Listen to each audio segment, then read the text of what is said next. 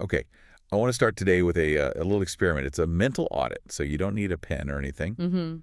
Unless you are driving, in which case, please, eyes on the road. I want you to just visualize your browser tabs right now. Just picture them. Oh, that is a dangerous game for some of us. It really is, isn't it? Mm. But seriously, try to count them. How many different apps, how many separate tools or logins are you using right this second to run your projects? If you're anything like the average creator, the number's probably, well, shocking. I tried doing this inventory earlier, and honestly, I stopped counting. It was just getting depressing. I had, LinkedIn open for networking, then Instagram for the visuals. Then I was over in Canva trying to design the actual posts. And you haven't even gotten to the part where you, actually make money yet. Exactly. I haven't sold a thing. Yeah. To do that, I had a tab open for a landing page builder. I think it was Card. Then my email provider, ConvertKit, open in another tab. Notion to organize the mess. Right. Then Google Analytics to see if anyone actually clicked the link from yesterday. Mhm. And suddenly you realize you're not just a creator, you're the IT administrator for a chaotic company of one. That is the perfect way to put it. It is exhausting. Yeah. And that feeling, that digital fatigue, that is exactly what we're unpacking today. We have a fantastic source to dive into. It's from the Creators Lab, episode 8. And the title is The Creator Tech Stack is Broken. I love a good broken system deep dive. It always makes me feel less crazy. It's validating, right? So the source is a dialogue between a systems thinker and a creator who is just, drowning in subscriptions. And the mission for our deep dive today is to really explain why adding just one more tool is actually killing your leverage. We're going to look at the hidden costs of switching between apps. The math is actually kind of terrifying. And then lay out the solution they propose. This simple 3-layer structure. So if you feel like you're spending more time managing passwords than creating, this one is for you. Let's jump into the first big problem, the fragmented stack. Okay, so the source walks us through this typical workflow, turning one single piece of content into a lead funnel. And when you lay it out, it's a horror story. It's the definition of death by 1,000 cuts. The source lists out the components. You need the content platform, obviously, a design tool to make it look good, a funnel builder, An email tool, right? email tool to follow up, analytics to track it, and maybe an automation tool like Zapier to glue it all together because none of them talk to each other. That is exhausting just to listen to. And the source points out that's 5 or 6 different tools for one single outcome. Exactly. And here's where it gets really interesting. The source argues the problem isn't the subscription fees, though those add up. The real cost, the one that kills your momentum, is something called context switching. Oh, I've heard of this. This is the idea that your brain isn't a computer, right? You can't just alt-tab instantly between tasks. Precisely. The source cites some specific research from the University of California. They found it takes an average of 23 minutes to fully regain deep focus after switching tasks. Wait, 23 minutes? 23 minutes? Okay, let's unpack that because that sounds insane. So if I'm writing an email in one tab, I'm in a flow state, and I pop over to my analytics just to check the numbers. I haven't just lost the 2 minutes I spent looking at the graph. No, you've broken the cognitive seal. Your brain has to unload the context of writing creative copy and load the whole new context of analyzing data. When you try to switch back, there's a ramp-up period. That's the 23 minutes. That is wild because I do that constantly. I'm always checking things. Most of us are. Now, do the math. If you're using 5 or 6 tools to get one post out and you're bouncing between them, 33 minutes times 5. That's like almost 2 hours of lost focus. the day is gone. It creates this massive cognitive load. You finish the day feeling exhausted, like you've been working nonstop, but you look back and you've produced very little. That is the most relatable thing I have heard in a long time. That busy but unproductive feeling. It's not because we're lazy. It's because the architecture of our work is flawed. That's the core argument. We have this misconception that more tools equals more power. We think, oh, if I just get this advanced automation software. I just need this one plugin, and then my business will take off. Right. But the source argues that tool stacking just creates complexity, not leverage. They use this great image of creators duct-taking software together. Oh, that's hilarious and tragic. I'm just picturing layers of digital duct tape holding my career together. And usually the tape is just you copying and pasting email addresses from a spreadsheet. Yes. It might work at a massive enterprise with an IT department, but for a creator at the beginning, it's just detrimental. So how does the source define true leverage then, if it's not having the fanciest stack? True leverage, according to the systems thinker, comes from systems that talk to each other automatically, without you. If you have to copy-paste data from your landing page to your email list, you don't have leverage. You have a job. You have a job. Oof. That stings a little. But it makes sense. If the system stops working the second I stop clicking buttons, it's not a system. Exactly. And this leads to the behavioral science aspect, which I found fascinating. The source introduces a metric called execution rate. Execution rate, is that just a fancy way of saying getting stuff done? Essentially, yeah. But it frames it as a ratio. Think of it like a funnel for your own energy. Every additional tool adds friction. And the behavioral studies are clear.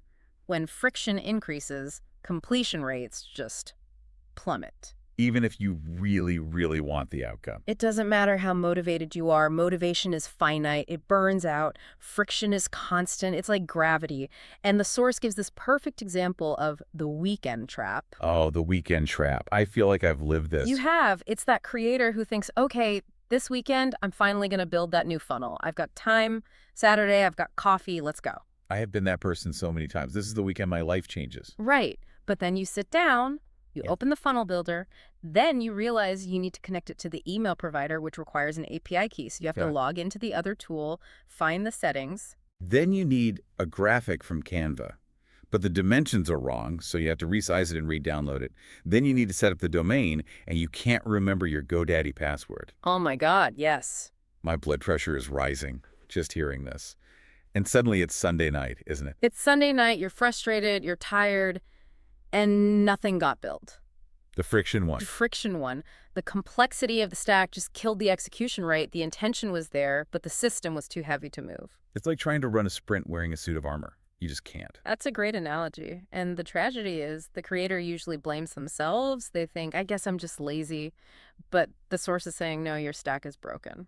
So what's the fix? Yeah. Because we can't just go back to stone tablets. We need tools. What does this healthy stack framework look like? The answer isn't a better tool, it's a simpler structure. The source breaks it down to just 3 layers. So if you're listening, try to fit your own tools into these 3 buckets. Okay, hit me. Layer 1. Layer 1 is the distribution layer. These are the platforms where the people are. YouTube, LinkedIn, Instagram, you name it. This is where you go to get attention. Okay, straightforward. That's the shouting from the rooftops layer. Right. But, and this is key, you don't own it. You're renting space on someone else's algorithm. Right. A change in the algorithm can wipe you out overnight. We see it all the time. Exactly. You're a sharecropper on their land. Which leads to layer 2, the capture layer. This is the bridge. This is your lead magnet, a PDF, a webinar, and a landing page. Its sole purpose is to move people from rented land to owned land. So distribution is hello world, capture is come over to my place. Perfect. And that brings us to layer 3, the ownership layer. This is your email list and your analytics. This is where the relationship lives. You own the data. No algorithm can take this away. Distribution, capture, ownership. That seems so simple. That's the point. The rule from the source is everything else is a distraction. If a tool doesn't clearly help you, distribute, capture, or own. Delete it. I love that. It's like Marie Kondo for your software. Does this spark leverage? No. Goodbye. It sounds simple, but the source points out a very specific place where this system breaks for most creators. Where's the failure point? It's the gap. The gap between distribution and capture. The gap. Think about it. Most creators are pretty good at the distribution layer. Yeah. They know how to make a video or a post, and they know they should have an email list, the ownership layer, but they fail to build the bridge between them. Ah, I see. So they make the content, they get the views, but there's no specific next step for the audience to take. Exactly. The source calls this value leaks.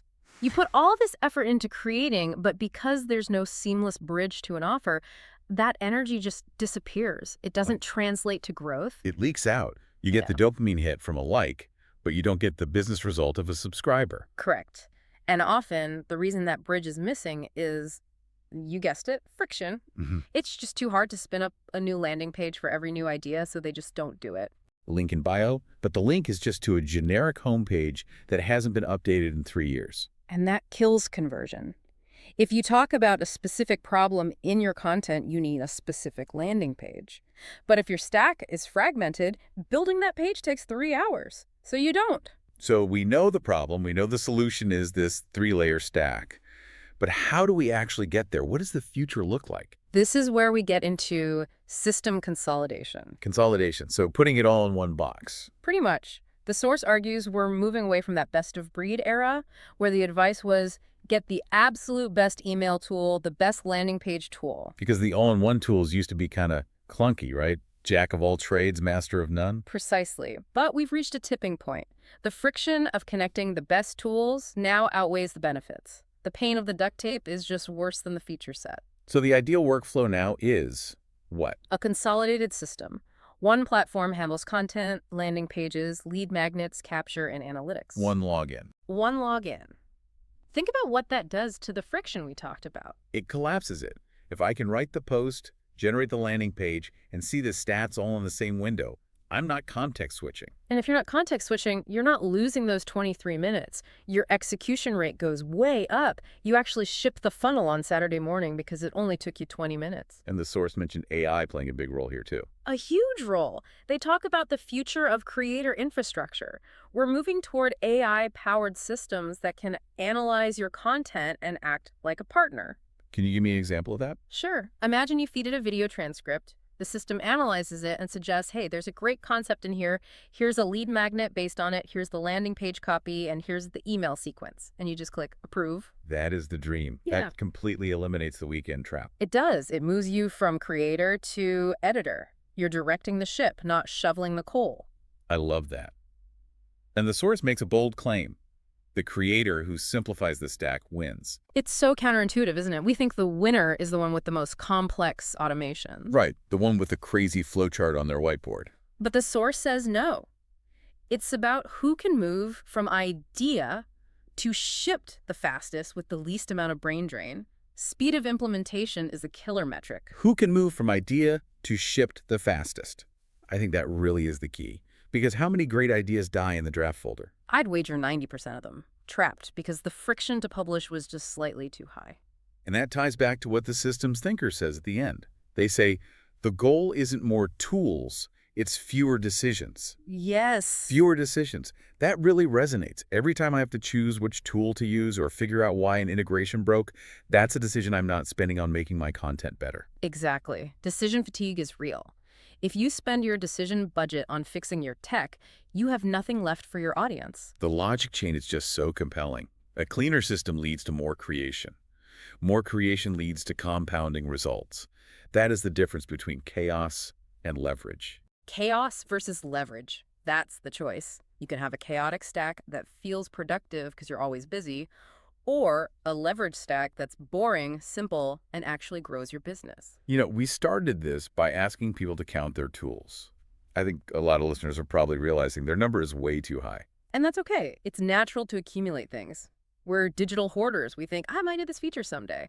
But the takeaway here is that subtraction is a growth strategy. Subtraction is a growth strategy. I like that. So what does this all mean for you listening right now? You don't need to go buy that new software you saw an ad for. No. You need to look at your 3 layers. Distribution, capture, ownership. If a tool isn't serving those directly, it's just noise. So here's a challenge for you today. Look at your bookmarks bar, your credit card statement.